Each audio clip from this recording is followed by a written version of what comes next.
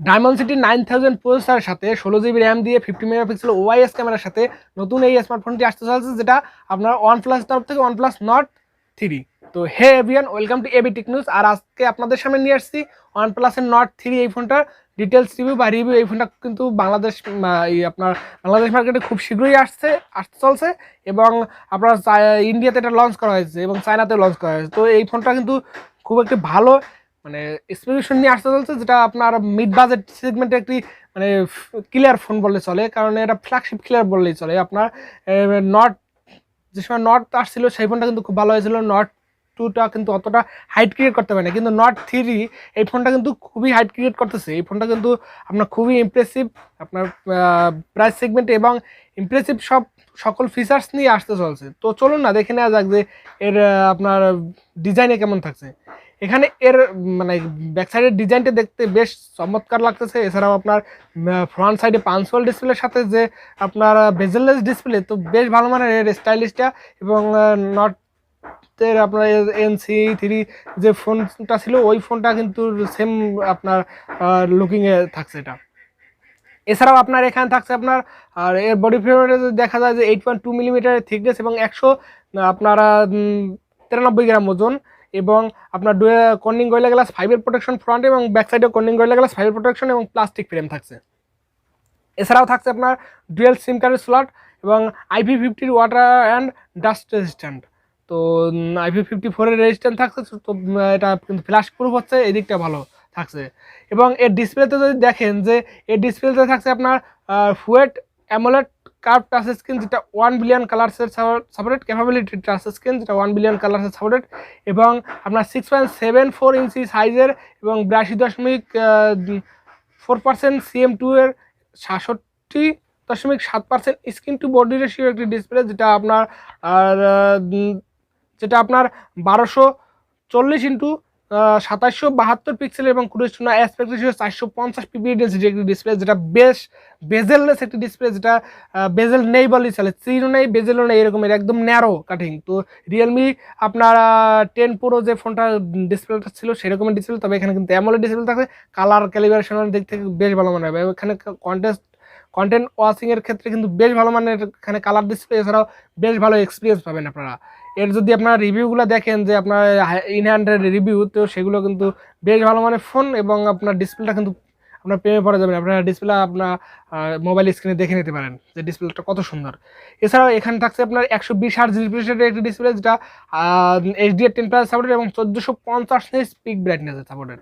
তো এই ডিসপ্লেটাতে কোনো জায়গায় কোনো কমপ্লেন নেই। এই ডিসপ্লেটা এই বাজেট সেগমেন্টে one of the best display. এই ডিসপ্লে নিয়ে কোনো ধরনের কোনো কমপ্লেন নেই, কারণ এখানে সিন বেজেল সাধারণত আপনার স্যামসাংয়ের ফ্ল্যাগশিপ ফোনে দেখা যায় যে আপনার নোট সিরিজ বা 8 সিরিজের ফোনগুলোতে দেখা যায় যে চিন বেজেল থাকে না, তো সেই রকমের চিন বেজেল নেই বললে চলে এরকম একটা ডিসপ্লে। তো বেশ ভালো মানের ডিসপ্লে। এছাড়াও যদি পারফরমেন্স থেকে দেখেন, পারফরমেন্স সেকশনে যেখানে অ্যান্ড্রয়েড 13 রান করবে এবং কালারস 13 রান করবে, এবং আপনার এর চিপসেট হিসেবে যদি দেখেন যে মিডিয়াটেকের ডায়মন্ডসিটি 9000 প্রসেসর, যেটা 4 ন্যানোমিটার আর্কিটেকচার বিল্ড করায়, আর এই প্রসেসরটার আন্তত বেঞ্চমার্ক স্কোর আপনার 9 লাখের কাছাকাছি, প্রায় 1 মিলিয়নের মতন, 9.5 লাখের কাছাকাছি, এবং এটা 1 মিলিয়নের কাছাকাছি প্রায়, যেটা বেশ ভালো মানের এই বাজেট সেগমেন্টে এর প্রসেসরের অন্তত বেঞ্চমার্ক বেশ ভালো মানের। এখানে গেমিং এক্সপিরিয়েন্স আপনারা ভালো পেয়ে যাবেন।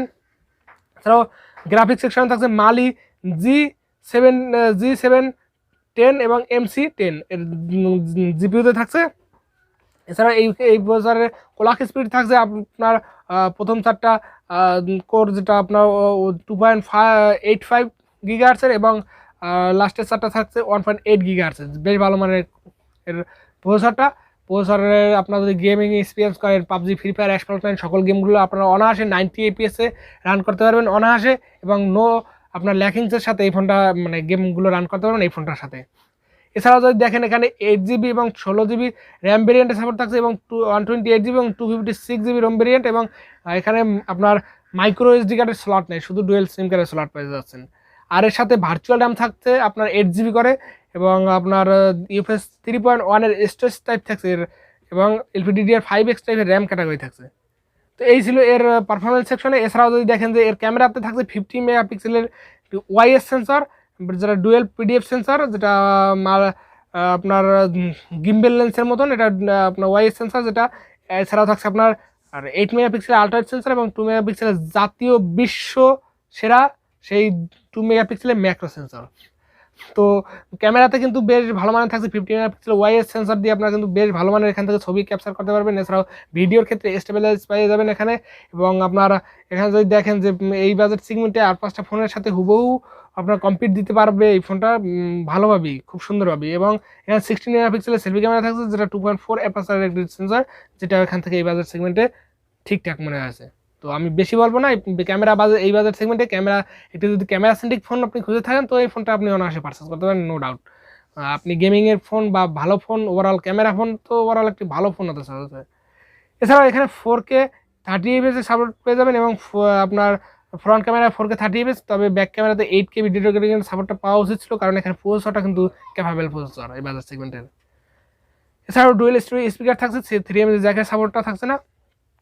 এছাড়াও আপনার এখানে ব্লুটুথ 5.2 এর সাপোর্ট থাকছে, ওয়াইফাই 6 এর সাপোর্ট থাকছে, ডুয়াল ব্যান্ড হটস্পটের সাপোর্ট থাকছে, NFC FM রেডিও সাপোর্ট থাকছে না। এছাড়াও USB type-C port, OTG internal port থাকছে এবং আপনার অ্যালার্ট স্লাইডার থাকছে। এছাড়াও এখানে under display optical fingerprint sensor, proximity sensor, compass sensor, আপনার জাইরো সেন্সর, অ্যাক্সপ্রক্সিমিটার সেন্সর, সকল ধরনের সেন্সর আপনারা এখান থেকে পেয়ে যাবেন, লাইডার সেন্সর পর্যন্ত। এছাড়াও এই ফোনটার যদি দেখেন যে ব্যাকআপ হিসেবে থাকছে লিথিয়াম পলিমার নন রিমুভেবল একটি 5000 mAh এর ব্যাটারি, আর যার সাথে থাকছে 80 ওয়াটের একটি ফাস্ট চার্জার। আর এই চার্জারটা দিয়ে এই ফোনটাকে 1% থেকে 60% চার্জ 15 মিনিটে করে দেবে এবং 1 to 100% চার্জ 32 মিনিটে এই ফোনটা ফুল চার্জ করে দেবে। তো বেশ ভালো মানের এখানে থাকছে। এছাড়াও এর কালার হিসেবে থাকছে আপনার গ্রিন এবং গ্রে, দুইটা কালার ভ্যারিয়েন্টে থাকবে। তো এই ছিল এই ফোনটার ডিটেলস, এবং এই ফোনটা কিন্তু খুব শীঘ্রই আসতে চলছে এবং এই ফোনটা ইন্ডিয়াতে লঞ্চ করা হয়েছে এবং বাংলাদেশেও এটা ফোনটা খুব শীঘ্রই আপনারা পেয়ে যাবেন, যেটা আপনার বাজেটটা থাকতে পারে 50,000 টাকার কাছাকাছি, যে আনঅফিসিয়াল প্রাইস, এবং অফিসিয়ালি 60,000 টাকার কাছাকাছি। তো 50,000 টাকার কাছাকাছি প্রাইস সেগমেন্টে এটা কিন্তু একটি বেশ ভ্যালু ফর মানি ডিভাইস করা একটি হতে পারে, কারণ এখানে একটি বেশ ভালো মানের ডিসপ্লে, ভালো মানের ক্যামেরা এবং ভালো মানের প্রসেসর, সকল কিছু ভালো থাকছে। তো অনায়াসে একটি জাতীয় ফোন, একটি আপনার সকল চাহিদা পূরণ করার মতন একটি ফোন এইটা কিন্তু। তো যদি একটু দামটা কমে পেয়ে যান, 45 থেকে 50-এর ভিতরে যদি পেয়ে যান, তাহলে কিন্তু বেশ ভালো মানের ফোন হতে চলছে। তো আপনারা অবশ্যই মাথায় রাখবেন যে এই ফোনটা কিন্তু একটি ওভারঅল বেশ ভালো ফোন। তো জাতীয় ফোন হতে পারে এই ফোনটা যদি আপনারা 45,000 টাকা থেকে 50,000 টাকা বাজেট সেগমেন্টে পেয়ে যান। তো আশা করি কেমন লাগলো অবশ্যই কমেন্ট করে জানাবেন, এবং নেক্সট কোন ফোনের রিভিউ দেখতে চান সেটা অবশ্যই কমেন্ট করে জানাবেন। তো ভালো থাকবেন, সুস্থ থাকবেন, দেখা হচ্ছে নেক্সট ভিডিওতে।